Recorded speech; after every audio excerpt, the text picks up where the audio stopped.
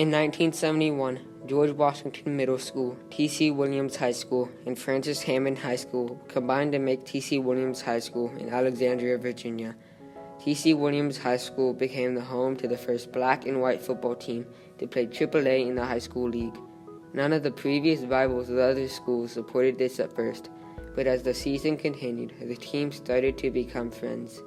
This team played through the season, maintaining a winning streak, proving victorious in the Football League undefeated. By breaking down the barriers that society had placed on them, the players of the T.C. Williams High School football team set a positive example for other schools and athletic programs to follow. In June 1959, the City Council voted to remove Herman G. Moeller from the Alexandria City School Board. Herman G. Moeller wanted desegregation in schools, while the other members did not. Segregation is the act of setting someone or something apart from other things or people, such as the forced separation of African Americans and white people in America. After Herman Moeller was removed, the entire school board wanted to keep schools integrated. It stayed this way until January 1963, when T.C. Williams, the superintendent of the school board and a pro-segregationist, retired. He was against integration and wanted to keep the black and white schools separate. After T.C. Williams retired, the school board appointed John Albom. Albom put forward a plan to desegregate schools within weeks of starting with Alexandria City Public Schools, or ACPS. He called this plan the 6222 Plan.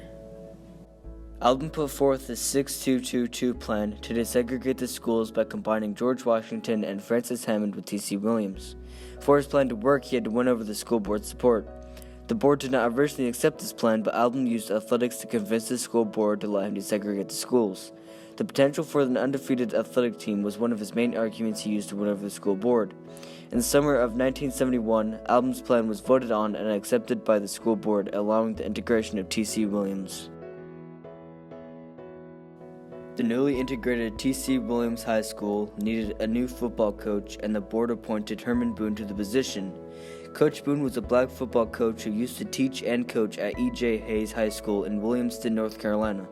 He implemented the same coaching techniques he used to lead the E.J. Hayes to 13 state championships to coach T.C. Williams. The football team went on to win the 1971 AAA High School Football League with no losses.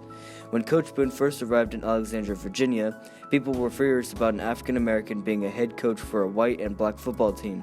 So furious that they came to his house and threw a toilet commode through his window. William Bill Yost was the head coach for the all-white football team at Francis Hammond, and was the person that was the favorite to win the job for head coach of the new T.C. Williams team. Coach Yost had a great record with this team in Alexandria. He had the support of white football parents, had what it took to stay on top. He had everything going for him, but he didn't get the head coach position. Boone did. After Boone got the job, Yost agreed to be assistant coach and lead the defensive side of the team.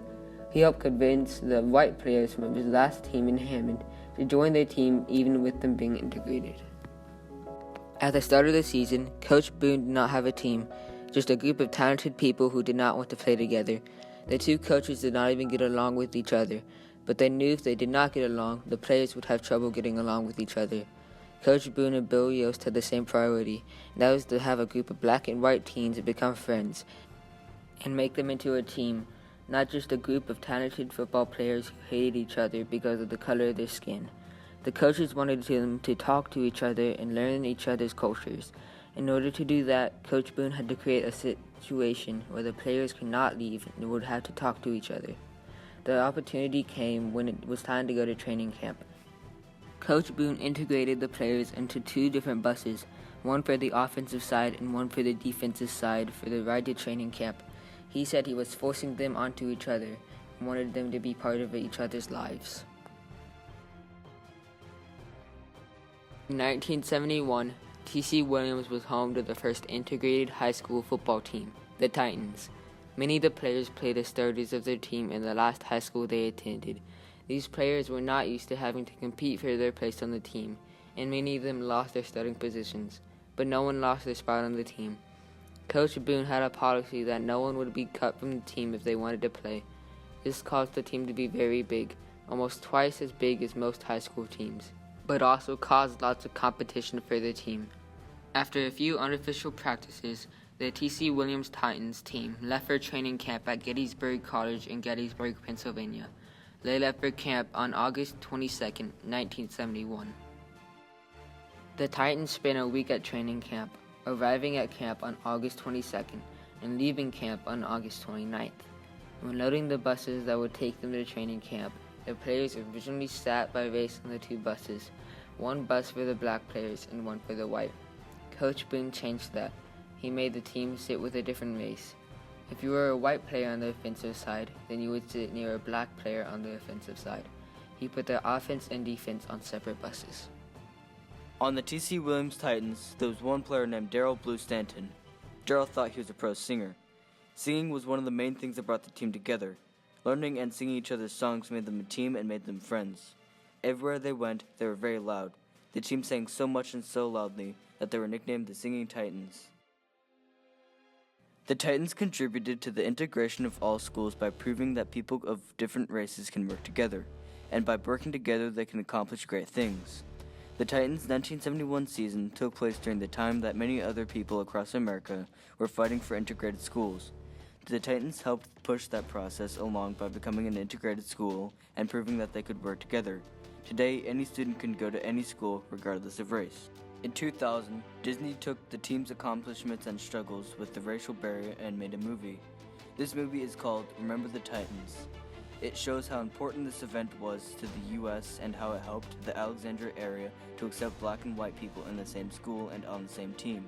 Though it wasn't completely historically accurate, it brought much needed attention to the T.C. Williams story.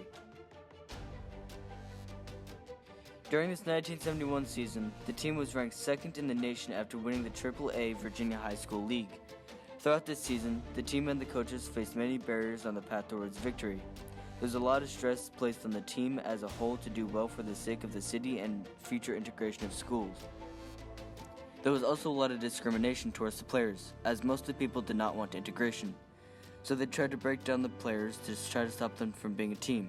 The team overcame this discrimination to accomplish the main goal of proving that they could work together as a team and show the world that there doesn't have to be hatred for the opposite race.